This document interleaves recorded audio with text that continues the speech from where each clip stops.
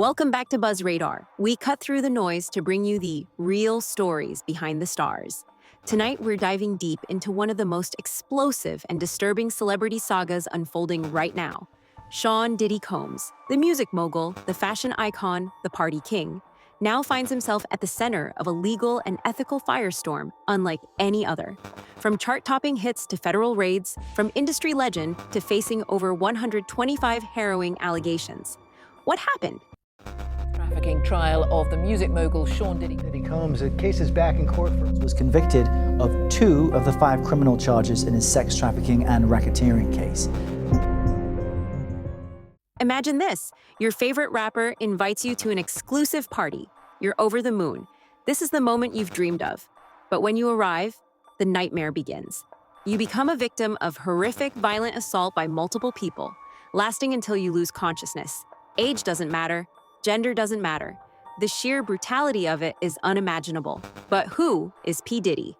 Born Sean John Combs on November 4, 1969, in Harlem. His life was marked by tragedy early on. His father was murdered when Combs was just 3. His family moved to Mount Vernon, where ambition took hold. He enrolled at Howard University. But the music business called louder. After just 2 years, he dropped out, landing an internship at Uptown Records. His rise was meteoric. Intern to vice president in just 2 years. But controversy followed. In 1991, he organized a celebrity charity basketball game at City College of New York. It ended in disaster. A stampede left 9 people dead and 29 injured. Allegations swirled that Diddy distributed tickets improperly and invited unprofessional elements, leading to the chaos. While investigated, lack of concrete evidence meant no charges stuck. Soon after, in 1993, Uptown Records fired him. Why?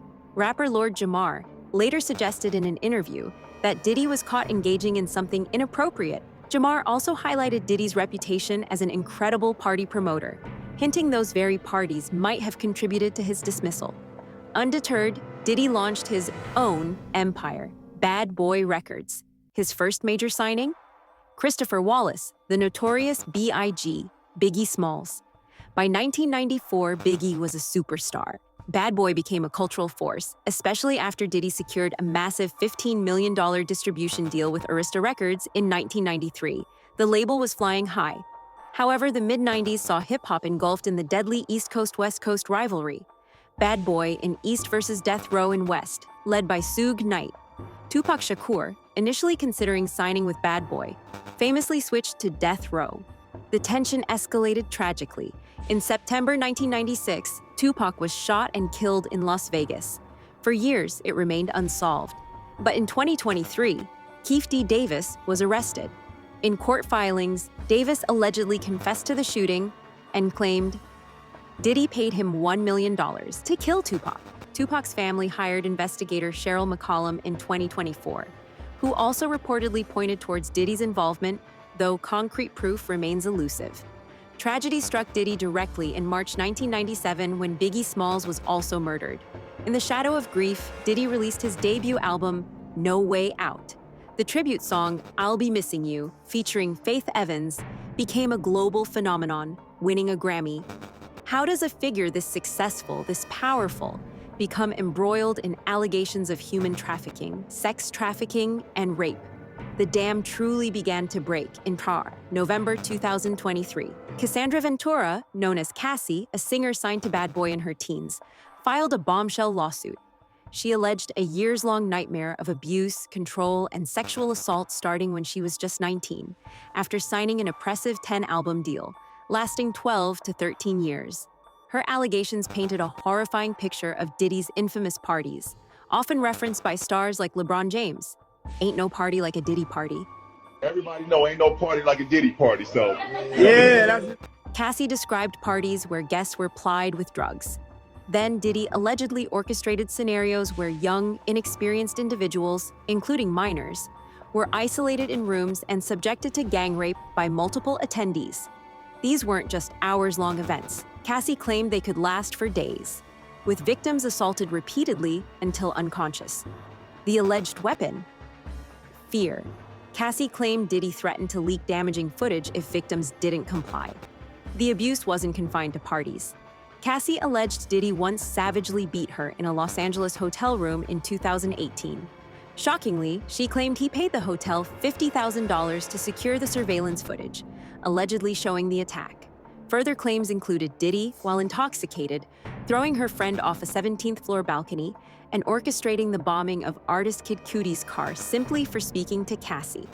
While Diddy settled Cassie's lawsuit quickly, reportedly for a significant sum, days after it was filed, her courage had a seismic effect. It empowered others to come forward. Suddenly, multiple lawsuits poured in. A Jane Doe alleged Diddy gang raped her, and a friend in 1990 or 1991. Another woman claimed Diddy raped her in 2003 when she was 17. A former Syracuse University student alleged Diddy sexually assaulted her in 1991, recorded it, and distributed the video. Music producer Rodney Lil Rod Jones filed a lawsuit accusing Diddy of sexual harassment, drugging him, and forcing him to solicit prostitutes. The sheer volume was staggering. Over 125 allegations across multiple lawsuits, including at least 25 involving minors. Federal authorities took notice. In March 2024, Homeland Security investigations agents raided Diddy's sprawling mansions in Los Angeles and Miami. What they allegedly found was explosive. Multiple firearms, illegal narcotics, specifics undisclosed, various sex toys, and perhaps the most bizarre and chilling detail, over 1,000 bottles of Johnson's baby oil. Diddy's team reportedly tried to downplay the baby oil, suggesting Americans just buy in bulk. But 1,000 bottles? It fueled rampant speculation online and added a deeply unsettling layer to the existing sex trafficking allegation. The web of connections widened. Allegations surfaced involving global superstar Justin Bieber. Remember that viral video of a 15-year-old Bieber excitedly talking about spending 48 hours with Diddy?